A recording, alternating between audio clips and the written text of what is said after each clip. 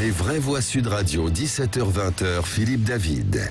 Ces 5 années ont été 5 années de joie, de travail sans relâche, mais aussi de crise, de moments de doute, de difficultés. Et moi, j'ai appris aux côtés des Français. Qu'avez-vous appris? Sans doute à mieux les aimer. Je suis plutôt quelqu'un d'affectif, mais qui le cache. Je suis plutôt quelqu'un de très humain, je crois. Mais quand j'ai été élu, j'aimais la France. Et aujourd'hui, je peux vous dire, je l'aime encore plus follement. J'aime les Françaises et les Français. Emmanuel Macron s'était exprimé plus de 2 heures hier soir sur TF1 et LCI, une émission où il a tout à la fois fait son mea culpa sur plusieurs phrases qu'il avait prononcées depuis son arrivée à l'Elysée, vanté son bilan et pas déclaré, tout en la déclarant, sa candidature à la présidentielle d'avril prochain. Une émission qui a bien marché puisque TF1 est arrivé en tête des audiences avec 3,8 millions de téléspectateurs, soit 18,3% de part d'audience, et si on compte LCI, on atteint 20% de part de marché. Vous étiez donc nombreux à regarder, mais avez-vous été convaincus? C'est notre grand débat. Emmanuel Macron vous a-t-il convaincu hier soir? Vous êtes 98,6% à dire non. Vous voulez réagir? Le 0826 300 300 et les réseaux sociaux. Avec nous, une voix qu'on connaît bien sur Sud Radio, Patrick Vignal, député LaREM de l'Hérault. Bonsoir Patrick Vignal. Bonsoir. Le titre de l'émission hier soir était « Où va la France ?» En tout cas, on sait donc depuis hier soir où va Emmanuel Macron vers une nouvelle candidature à la présidentielle. C'est à moi que vous posez la question, Philippe David? Absolument. Eh bien, écoutez, cher Philippe David, à mon avis, en tout cas, je le souhaite fortement que le président de la République puisse faire un deuxième mandat. Et j'ai du boulot, puisqu'a priori, 98% de vos auditeurs ne le souhaitent pas, mais je vais faire en sorte de les convaincre. Je donne la parole à l'autre président, pas de la République, mais de l'Institut de la Parole, Philippe Bilger. Mon cher Patrick, bonsoir, et quelques notations rapides, Philippe, à la suite de cette étrange émission d'hier soir. D'abord, je déteste les positions contrastées des deux camps. Premier élément, vous avez rappelé le taux d'audience. Il a été un peu décevant par rapport à ce qu'on espérait. Deuxième élément, on ne peut pas dire qu'on a un président médiocre à la tête du pays. Il est talentueux, il est doué dans l'exercice. Deuxième élément, je n'ai pas été totalement convaincu par la sincérité de l'émotion qui est venue de manière trop régulière affleurer à la surface de l'émotion. Troisième notation, quel étrange tout de même constat que de dire qu'il aimait la France à l'origine et qu'à la fin de son mandat, il va aimer les Français. On aurait pu souhaiter le télescopage des deux rapidement.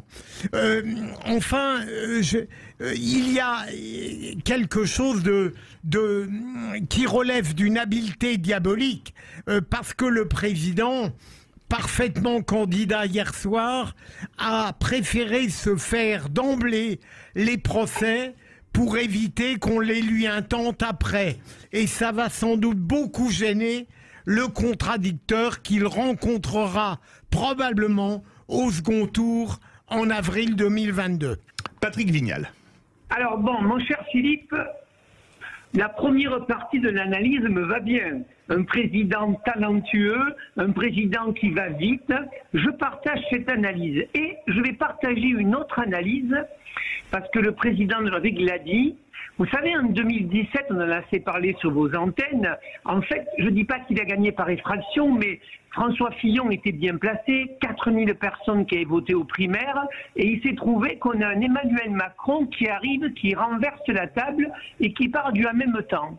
Et puis on a un président en exercice. Aujourd'hui, nous sommes le système. Nous avons un bilan à défendre et nous avons effectivement des choses à dire. Et donc, moi j'ai trouvé intéressant, c'est la première fois qu'un président de la République ou un élu dit: je me suis trompé sur certains dossiers, je ne suis pas allé assez vite, je n'ai pas assez écouté.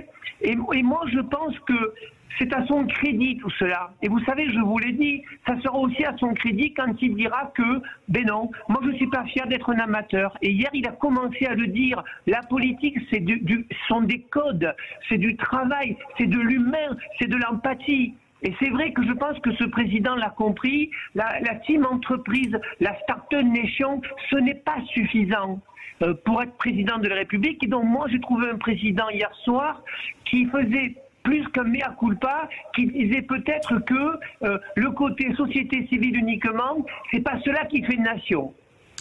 Guillaume Rivalan. Moi, je salue tout d'abord Philippe Bilger qui est totalement rentré dans le en même temps. C'est un pas de plus vers... C'est lui qui l'a rencontré, Patrick Vignal, et qui vous a rencontré. C'est un pas de plus vers... D'ailleurs, Bilger, je l'annonce, mais ne le répétez pas surtout. C'est un pas de plus vers un vote plutôt intéressant, cher Philippe. Trêve de plaisanterie. Déjà, sur le score des audiences, je vous trouve un peu dur, parce que 20%, ça signifie que, selon mes cours de maths, un Français sur 5 qui regardait la télé... Oh, vous êtes le grand maths. Bon, donc, si vous voulez, c'est quand même une émission longue. Voilà, c'est quand même assez intéressant. Deuxièmement, on a vu hier un président de la République qui était quand même solide, ambitieux, très calme, mettant à la fois en perspective son mandat tout en abordant les épisodes les plus parfois douloureux pour la société et pour lui-même aussi en tant que dirigeant, tout en installant le match. Parce qu'il a distribué les coups, pas directement vis-à-vis de ses adversaires, mais quand même. En faisant le bilan, Monsieur Zemmour en a pris, Madame Pécresse en a pris, les autres également. Et donc, si vous voulez, petit à petit, il a cheminé vers, on l'espère, avec le député ici à l'antenne, mais vers une candidature, sans doute en début d'année prochaine.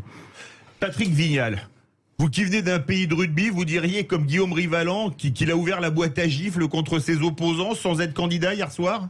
Vous savez, ce qu'on ne peut pas lui enlever, d'ailleurs, ça l'a gêné pendant sa campagne, c'est que c'est un président qui va au contact, au combat. Vous le savez, il était ministre de l'économie, il est venu dans ma circonscription, avec des gendarmes, on le retenait d'aller au contact, rencontrer les gens. Ça, on ne peut pas lui enlever. Cette envie d'en découdre, cette envie d'aller au contact. Vous savez, je vais vous faire une confidence. On dit qu'il gouverne tout seul, mais nous sommes beaucoup d'élus à qui il dit comment se passe ta vaccination, comment sont les gens, est-ce qu'ils sont contents, comment tu sens l'hôpital, comment tu passes sur les marchés. Mine de rien, il consulte. Après, c'est vrai qu'il s'est mis dans une bulle peut-être au début, peut-être avec un entourage qu'il a trop protégé et qui a donné cette étiquette de président des riches. Enfin, je veux dire, ça veut dire quoi une étiquette de président des riches? Moi, je suis conscient d'une chose. Dans cette majorité, on essaie d'avoir une réalité économique pour qu'il y ait une réalité sociale. Cela dit, ce n'est pas avec le bilan qu'il fera un deuxième mandat. Il fera un deuxième mandat en restant droit dans ses bottes. Il fera un mandat à ne pas attaquer l'opposition. Écoutez, franchement, moi je ne suis pas du style à attaquer, mais quand vous écoutez Valérie Pécresse qui explique qu'elle écrit au CSA et qu'elle se met à pleurnicher parce que Monsieur le Président a 1h30 d'antenne, alors qu'en 2011, quand Nicolas Sarkozy sortant faisait pareil, elle trouvait que c'était normal. Vous savez, des fois, j'ai honte de faire partie de la classe politique et je m'y mets dedans. Nous sommes dans des politiques de rupture. Nous sommes des têtes de gondole au supermarché, vous savez, et on dit, alors qu'est-ce qu'il veut le citoyen aujourd'hui? Alors qu'est-ce que je rajoute? Des carottes, des navets? Donc moi, je lui souhaite qu'il reste dans son couloir.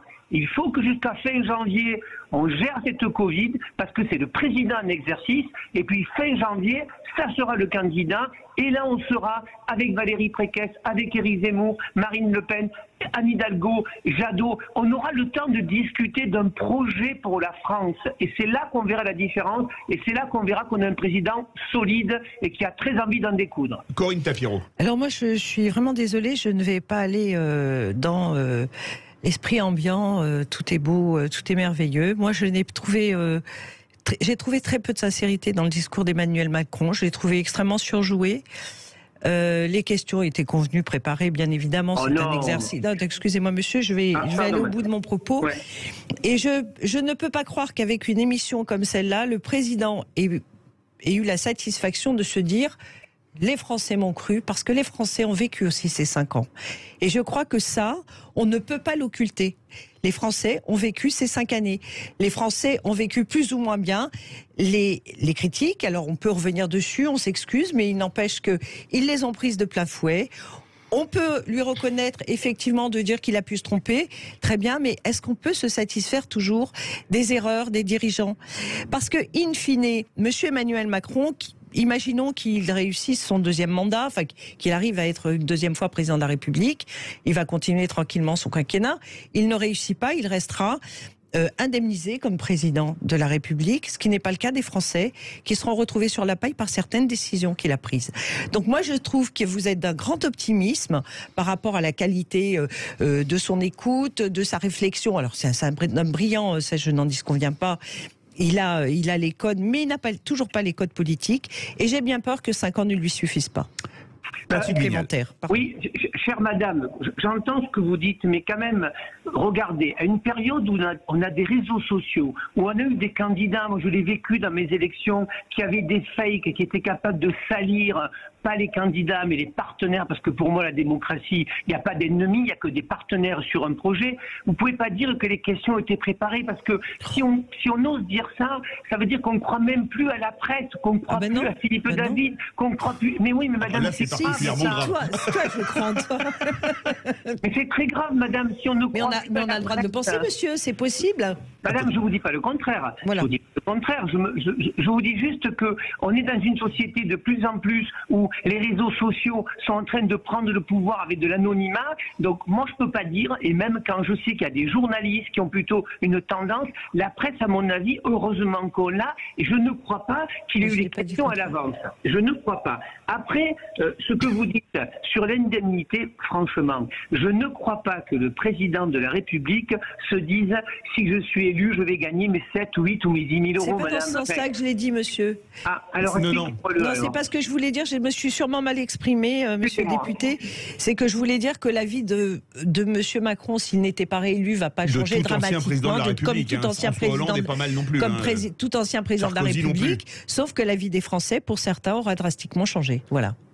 Dans le mauvais sens. On part au 0826 300 300, direction le Val-de-Marne. Ah, ça a coupé. Vous vouliez réagir? Ah non, là, Julien est là. Julien du Val-de-Marne. Bonsoir, Julien. Bonsoir Philippe, bonsoir les vrais voix. Est-ce que vous avez été convaincu par Emmanuel Macron hier soir?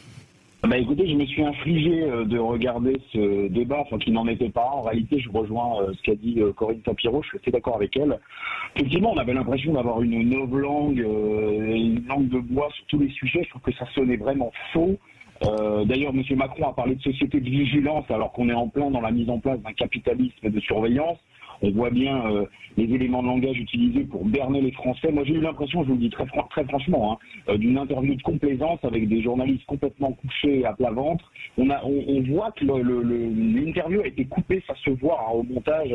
Elle a été enregistrée il y a 4 jours. Mais c'est quand même pas fréquent. Voilà, Guillaume Rivalan opine du chef, comme on dit. C'est pas fréquent une interview du président de la République enregistrée.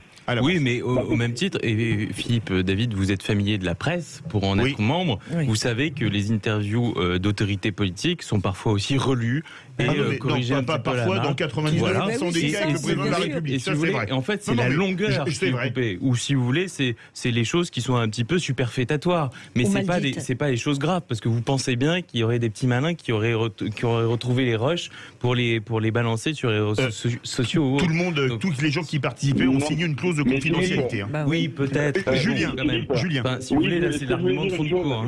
Moi, je rejoins ce qu'a dit Corinne, c'est ça, je voulais terminer là-dessus, mais évidemment que les questions, il les avait à l'avance, personne ne sera naïf de ça, il faut vraiment être honnête là-dessus. Évidemment qu'il avait les questions, ça a été ultra préparé. Moi, j'aurais voulu, très franchement, je vous le dis, une interview, d'ailleurs, il avait promis à monsieur Edwy Plenel et Jean-Jacques Bourdin de faire un remake. De refaire un remake. Je veux vous dire, il transpirait à la fin de l'interview parce que là, il y avait des vraies questions de fond. Là, il s'est pas passé ça, c'était préparé, c'était enregistré. Donc, franchement, c'est vraiment de la pure communication et je crois que les Français, d'ailleurs le sondage Twitter en témoigne, les Français ne seront pas dupes de l'enfumage de ce type de format de communication parce que ça fait vraiment public communiqué en vue d'une campagne présidentielle. Très honnêtement, je pense que les Français n'y croient pas et d'ailleurs la preuve, le score d'audience, ça fait 2 fois moins que Miss France et moins que Koh-Lanta. Donc c'est vous dire que je pense que ça n'a pas passionné les Français, très honnêtement. C'est le président de la République. Miss France, c'est pas vraiment le même programme. On a retrouvé Patrick Vignal. Oui, c'est la ligne qui avait sauté avec Patrick Vignal et pas avec Julien. Patrick Vignal, et je vais donner la parole à Philippe Bilger qui veut réagir. Tout le monde veut réagir. Vous avez entendu, Julien, est-ce que finalement, une bonne vieille interview en direct, c'est quand même pas plus porteur en termes de communication qu'une interview enregistrée plusieurs jours avant, Patrick Vignal. Mais je pense que Julien a raison. Mais sur ce côté-là, rappelez-vous quand même, quand il y a eu la crise des Gilets jaunes, il y a eu un retard au démarrage, on le sait tous, mais il s'est présenté... Et je vous coupe, vous avez toujours été courageux, vous veniez toujours sur Sud Radio pour en parler quand on vous appelait.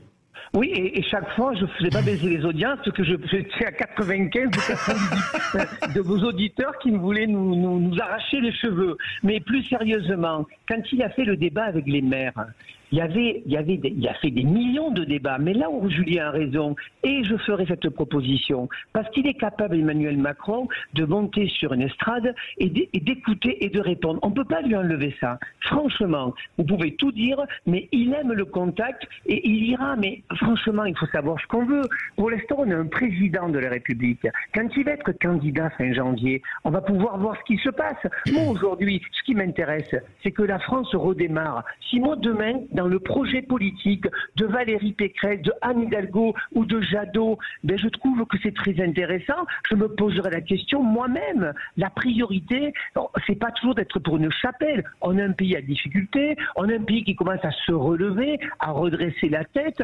Attendons qu'on ait des candidats complètement déclarés et puis on aura le temps de parler de programme. Patrick, le futur Premier ministre, Philippe Bilger, veut réagir, comme vous l'avez dit. Non, justement, le premier point, je ne suis pas d'accord avec Corinne et Julien. Peut-être suis-je naïf, mais je n'ai pas eu l'impression d'un exercice contraint. Les deux journalistes me sont apparus excellents et contrairement à Patrick, je félicite Valérie Pécresse d'avoir saisi le CSA malgré sa position antérieure, parce que cet entretien de 2 heures violait un peu ce que j'appellerais la décence démocratique. Deuxième élément, Patrick, rappelez-vous, le président avait déjà, à plusieurs reprises d'ailleurs, commencé à regretter certains de ses propos et de ses comportements, donc il a continué l'exercice hier soir. Et pour terminer sur une note plus sérieuse, vous avez dit tout à l'heure, Patrick, que dans l'environnement immédiat, avec vous, avec d'autres, le président se montrait à l'écoute, tout à fait intéressé par votre position. Comment se fait-il, à votre avis, que pourtant un nombre considérable de Français aient l'impression d'une présidence solitaire, impérieuse, autarcique? Patrick Vignal, mais très court. Ben, écoutez, je pense qu'au départ, c'était la personnalité d'Emmanuel Macron, brillant, qui va vite, et qui peut-être n'a pas laissé assez de place à son entourage. Et donc, à la fois, ce que j'ai senti dans ma circonscription, à la fois tout le monde dit, il est brillant, il est talentueux, il représente bien la France au niveau international, et à la fois, il n'a peut-être pas su capter de l'empathie, pas suffisamment de l'empathie. Et ça, c'est un vrai constat. Patrick Vignal, vous avez donné un scoop au micro de Sud Radio. Si Emmanuel Macron est réélu, Philippe Bilger est Premier ministre, il y a un Marocain prévu pour Guillaume Rivalan, Corinne Tapiro, votre serviteur, on aimerait savoir. Et vous savez que tout le monde croit à la parole des politiques. Donc, j'ai déjà un ministre de l'Intérieur et un Premier ministre. Et si Corinne veut s'associer avec nous, ça sera avec beaucoup de plaisir. Bon, bah écoutez, là, les négociations sont en cours. On lui déroulera le tapis rouge. Il n'y a pas de problème. Guillaume sera mon ministre de la contradiction. Ah bah, voilà. Après être ministre du temps libre, le ministère de la contradiction. Merci beaucoup, Patrick Vignal, député LaREM de l'Hérault. Verdict sur Twitter. Emmanuel Macron vous a-t-il convaincu hier soir? Vous êtes 98,8% à dire non désormais. On va prendre la direction de Toulon dans quelques instants avec Philippe Rossi pour un super parc d'attractions qui va ouvrir. On se retrouve tout de suite sur Sud Radio.